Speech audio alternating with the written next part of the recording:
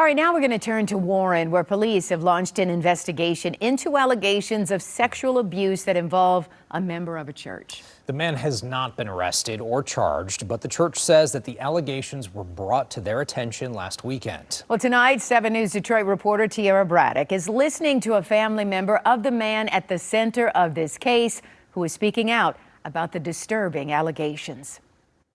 Warren police are investigating sexual abuse allegations made against a former member of a church here in Warren. Now, we're not going to show you this person's face or name because he hasn't been charged yet, but we did speak to one of his family members who says she was shocked to learn about these allegations. Just shock and horror, really, you know. I wouldn't wish this on anyone.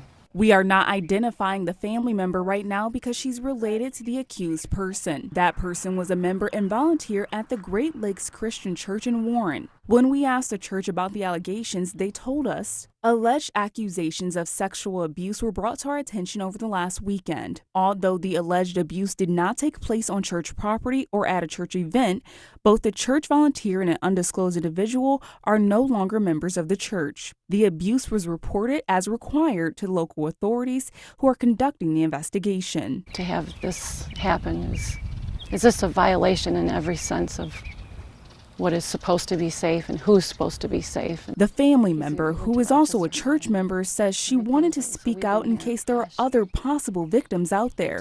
I want to make sure that those people, if there are other victims, that they feel safe enough to come forward. When you step back into that church for another service, how's it going to feel? I feel a little bit of shame.